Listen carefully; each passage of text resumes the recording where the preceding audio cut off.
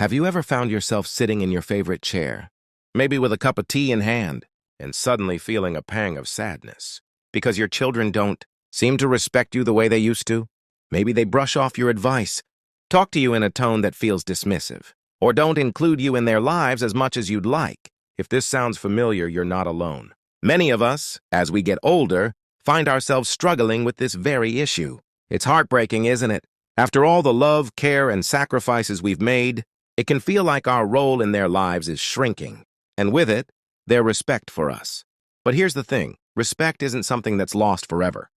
It's something that can be rebuilt, even if it feels like the gap between you and your children is growing wider every day. And that's exactly what we're going to talk about today. In this video, I'll share 6 powerful ways to regain respect from your children. Ways that don't involve guilt, anger, or trying to control them. These are practical, heartfelt strategies that can help you rebuild those bridges and create a stronger, more loving relationship with your kids. Now, before we dive into the first point, I want to take a moment to acknowledge how hard this can be. It's not easy to admit that your children don't respect you the way they once did. It can feel like a personal failure, like you've done something wrong. But let me assure you, this isn't about blame. It's about understanding, growth, and finding new ways to connect. So take a deep breath and let's start this journey together. The first step to regaining respect is to lead by example. You've probably heard the saying, respect is earned, not given. And while that's true, it's also important to remember that respect often starts with how we treat ourselves and others. Think about it. If you want your children to respect you, you need to show them what respect looks like. This means treating yourself with kindness and dignity, even when you're feeling hurt or frustrated. It means speaking to them in a way that's calm and thoughtful, even when they're not doing the same for you. Let me give you an example. Imagine your son calls you and, in the middle of the conversation, he cuts you off and says, "I don't have time for this right now."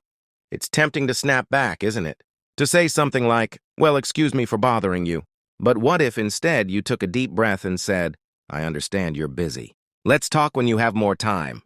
By responding with patience and understanding, you're showing him what respect looks like. And over time, that can have a powerful impact. Now, leading by example also means being mindful of how you talk about others, especially when your children are around. If you're constantly criticizing your neighbors, friends, or even other family members, your children might start to think that it's okay to speak disrespectfully about others, including you. So, make a conscious effort to model kindness and respect in all your interactions. It might feel like a small thing, but trust me, it can make a big difference. The second strategy is to set clear boundaries and expectations. This one can be a little tricky, especially if you're used to putting your children's needs above your own. But here's the truth. Without clear boundaries, it's easy for respect to erode. Think of it like this. If you let someone walk all over you, they're going to keep doing it. But if you set clear limits, you're showing them that you value yourself, and that's something they'll start to value too. For instance, let's say your daughter often cancels plans with you at the last minute. Instead of saying, "Oh, that's okay, I understand," you might say, "I was really looking forward to spending time with you. When you cancel like this, it hurts my feelings. Let's find a time that works better for both of us." By expressing your feelings calmly and setting a boundary, you're teaching her that your time and feelings matter, and that's a powerful way to rebuild respect. Of course, setting boundaries isn't always easy. It can feel uncomfortable, especially if you're not used to it. But remember, boundaries aren't about controlling your children. They're about taking care of yourself. And when you take care of yourself, you're showing your children that you deserve respect. Now, as we move into the next point, I want you to think about how you communicate with your children. Because the way we talk to them and the way we listen can have a huge impact on how they see us. And that brings us to the third strategy, listening actively and validating their feelings. We'll dive deeper into this in the next part. But for now, I want you to reflect on this. When was the last time you really listened to your child? Not just hearing their words, but truly understanding their thoughts and feelings. Because sometimes, disrespect can stem from a child feeling unheard or misunderstood. And when we take the time to listen, really listen, we open the door to a deeper connection and, ultimately, greater respect. So, let's pause here for a moment. We've covered leading by example, setting boundaries, and the importance of listening. These are powerful steps, but they're just the beginning. In the next part, we'll explore how to avoid power struggles, spend quality time together, and teach respect in a way that feels natural and meaningful. For now, I'd love to hear your thoughts. Have you tried any of these strategies before? How did it go? Let me know in the comments below. And if you're finding this helpful, don't forget to give this video a like and subscribe to the channel for more tips on living your best life at any age. Remember, rebuilding respect takes time, but it's never too late to start. You've got this. Let's keep moving forward together. Now that we've talked about leading by example, setting boundaries, and the importance of listening, let's move on to the next strategy: avoiding power struggles. If you've ever found yourself in a heated argument with your child, you know how quickly things can escalate. One minute, you're trying to make a point, and the next, you're both shouting, and no one is listening. Sound familiar? The truth is, power struggles rarely lead to respect. In fact, they often do the opposite. When we try to force our children to respect us, whether through guilt, anger, or control, it usually backfires. They might comply in the moment, but deep down, resentment starts to build. And over time, that resentment can erode the very respect we're trying to regain. So, how do we avoid falling into this trap? It starts with recognizing that respect can't be demanded. It has to be earned. And one of the best ways to earn it is by staying calm and composed, even when your child is pushing your buttons. Let me give you an example. Imagine your son comes over for dinner and starts criticizing the way you've arranged the living room. Instead of getting defensive and saying, "Well, it's my house, and I'll do what I want," you might take a deep breath and say, "I appreciate your opinion, but I like it this way. It makes me happy." By responding calmly and confidently, you're showing him that you don't need his approval to feel good about yourself. And that kind of self-assurance is incredibly powerful. It sends the message that you respect yourself, and that's something your children will notice. Of course, staying calm isn't always easy, especially when emotions are running high. But here's a little trick. Try to see the situation from your child's perspective. Maybe they're stressed about work, or they're dealing with something in their personal life that's making them act out.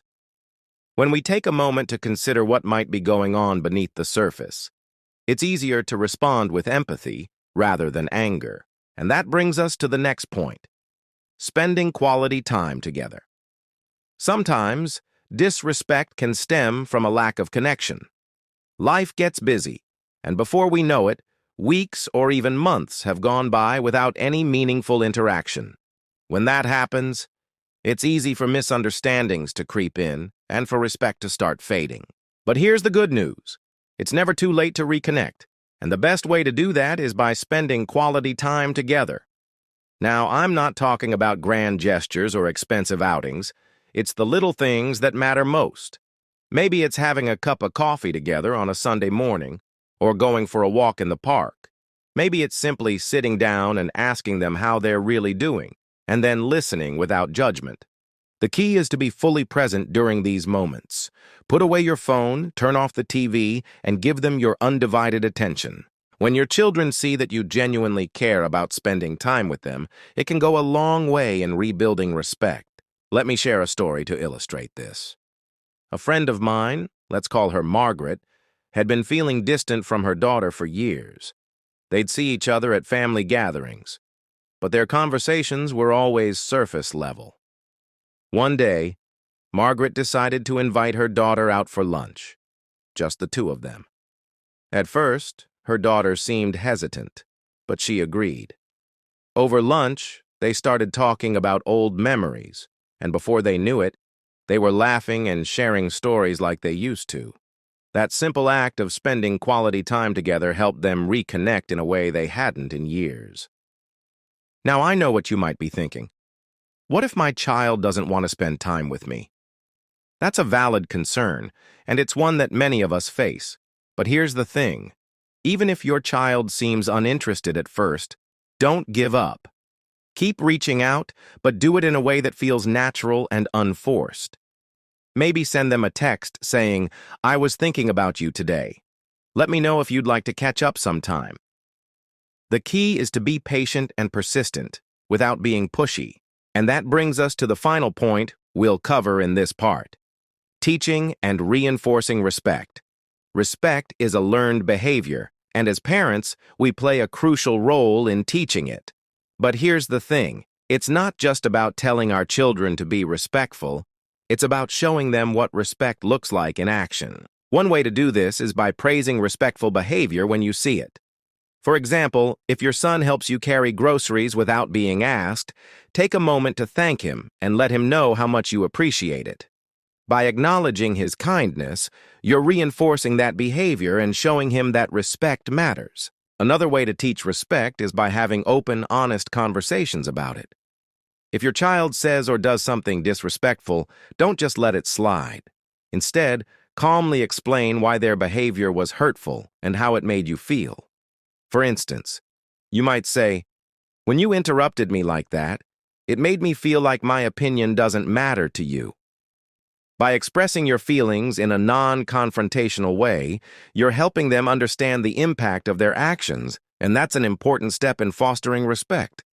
Now, as we wrap up this part, I want to leave you with this thought. Rebuilding respect is a journey, not a destination. It takes time, patience, and a willingness to try new approaches. But every step you take, whether it's setting a boundary, spending quality time together, or teaching respect, brings you closer to the kind of relationship you want with your children.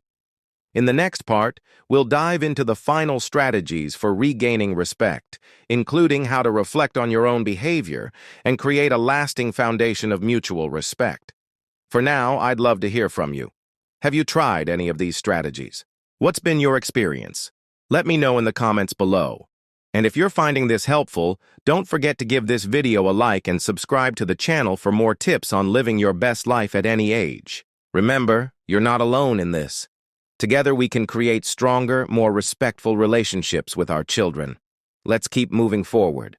We've covered a lot of ground so far: leading by example, setting boundaries, listening actively, avoiding power struggles, spending quality time together, and teaching respect. These are all powerful steps toward rebuilding respect with your children. But there's one more strategy that's absolutely essential, and it's this: reflecting on your own behavior. Now, I know this might feel a little uncomfortable. It's not easy to look at ourselves and ask, could I be contributing to the problem?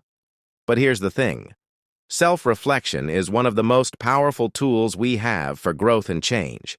And when it comes to respect, it's often the missing piece of the puzzle. Take a moment to think about how you interact with your children. Are there times when you might unintentionally be undermining your own authority or sending mixed messages? For example, do you sometimes let disrespectful behavior slide because you don't want to rock the boat? Or do you find yourself criticizing or nagging, which can create tension and resentment? Let me share an example. A viewer once told me about her relationship with her son. She felt he didn't respect her, but when we dug a little deeper, she realized that she often second-guessed herself in front of him. She'd say things like, "I don't know, what do you think?" Or, "Maybe I'm wrong, but..." Over time, this habit of downplaying her own opinions had eroded her son's respect for her.